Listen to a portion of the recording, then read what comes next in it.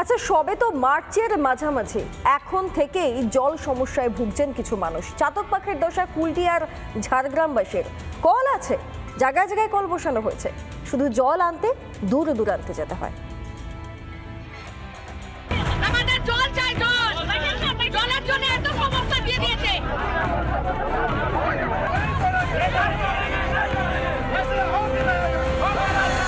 মার্চে চরম জলকষ্ট, কুলটির ৭০ নম্বর ওয়ার্ডে জলের হাহাকার। ক্ষোভে ফেটে পড়েন স্থানীয়রা। হাড়ি কলসি নিয়ে জলের দাবিতে বিক্ষোভ ১২ নম্বর রেল কলোনির বাসিন্দাদের। চলে আসছে, দিদি ভাই ভোট দিন, দিদি ভাই ভোট দিন। তাহলে কেমন লাগে বলুন আপনি? আর 4 মাস ধরে জল পাচ্ছি না, কিছু বলছে না কাউন্সিলর। যত ঘর আছে, কারো কাছে ৩,০০০ টাকা করে, কারো কাছে ৫০০ টাকা করে এমনি পয়সা নিয়েছে, কারো ঘরে কল নাই। কুলটি বিধানসভার বিধায়ক ডাক্তার পোদ্দার অভিযোগ করছেন ১,০০০ কোটি টাকার জল প্রকল্প হচ্ছে পুরসভা এলাকা জুড়ে, কিন্তু জল সমস্যা সমাধান হচ্ছে না। দামোদর, একদিকে বরাকর নদী, একদিকে অজয় নদী, ৩টা নদীতে একটাও চেকড্যাম নেই। চেকড্যাম থাকলে পানীয় জলের ব্যবস্থা, মৎস্যান্ন পালন ৩টাই হবে, কিন্তু এরা একটাও কোনো দিকে চেকড্যাম করবে না। কেন? বালি চুরি করার আছে।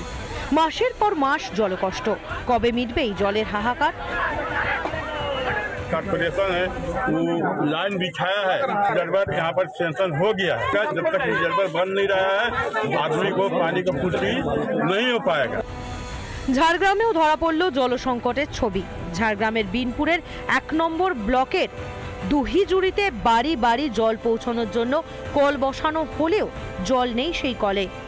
দেখাবো যে প্রত্যেকটি বাড়িতে এইভাবে একাধিক কল বসানো রয়েছে, কলের নিচে বালতি দেওয়া রয়েছে। আমি কল চালাবো এই মুহূর্তে, কিন্তু দেখা যাচ্ছে যে কলে জল পড়ছে না। প্রত্যেকটি বাড়িতেই এইভাবে পাইপ লাইনের মাধ্যমে ট্যাপ পৌঁছে দেওয়া হয়েছে, কিন্তু সেই কল থেকে আজ পর্যন্ত জল পড়ছে না। দূর দূরান্ত থেকে জল বয়ে আনতে হচ্ছে গ্রামবাসীদের।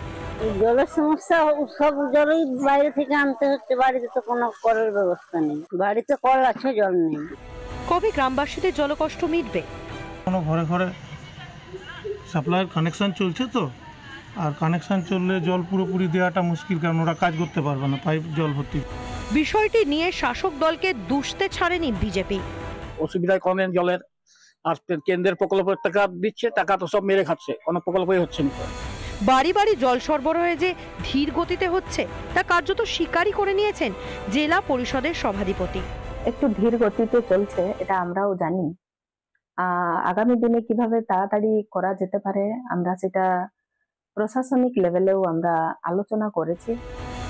এখনই যদি এই অবস্থা হয় তবে গ্রীষ্মে কি হবে? ব্রজ ব্যানার্জি ও রবীন্দ্র মাইতির রিপোর্ট, রিপাবলিক বাংলা। নানা ধরনের কন্টেন্ট দেখার জন্য লাইক করুন, শেয়ার করুন আমাদের ফেসবুক পেজ, সাবস্ক্রাইব করুন আমাদের ইউটিউব চ্যানেল। পাশাপাশি অন্যান্য ব্রেকিং নিউজের জন্য অবশ্যই চোখ রাখুন রিপাবলিক বাংলায়।